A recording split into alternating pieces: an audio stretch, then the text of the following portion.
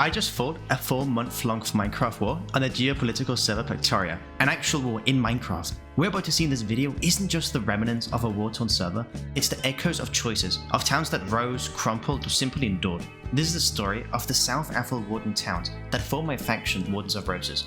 Before I was leader of Wardens, I was a town member in a forgotten backwater claim. With my trusted host Gulorol, I'll show you the fragileness of fate these towns could have had.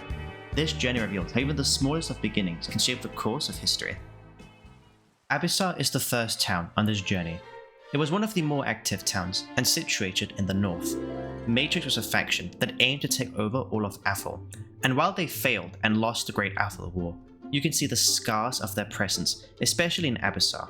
Due to its location, as an Italian town closest to Matrix, it was constantly raided. Abysar tried to outwall its worries, yet ended up leaving the server after being raided too much, not only by Matrix, but also other factions. It's a tightly built town, trying to squeeze all the essentials of production. I'll give Abysar a 5 out of 10. It had potential. We ride south of Gulorol and stumble onto Novo Arguite Manor. I didn't know there was a town here called Arguite Manor. What's Oh, it's a new town that's on the way. It's actually a warden town as well. But it's not really built, so I'll just move on. Well, a lot of towns on this list used to be part of Natalia, a grossly incompetent nation that existed at the start of the server. Mionica is quite frankly the most Natalian town you'll ever find.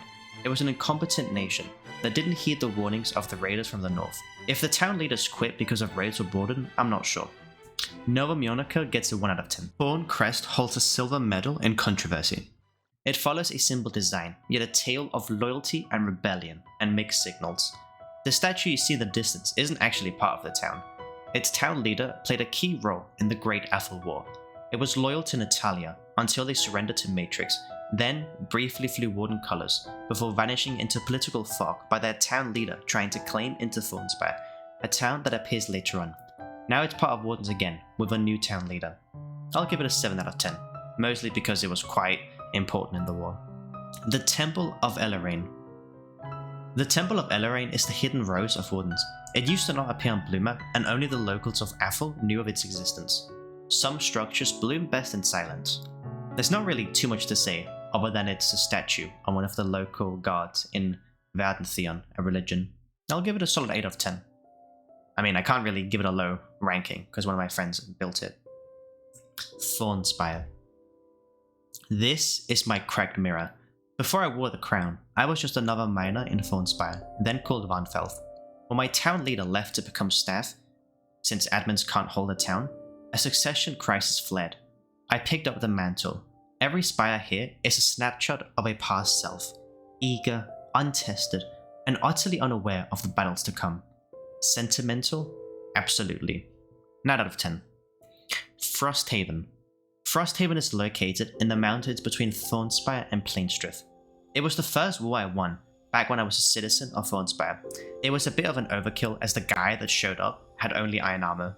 I want to give it a 7 out of 10. I mean, the town itself isn't the best, there's only like 2 houses, but I have a lot of sentimental value for that whole war against Drewland. Plainstrith.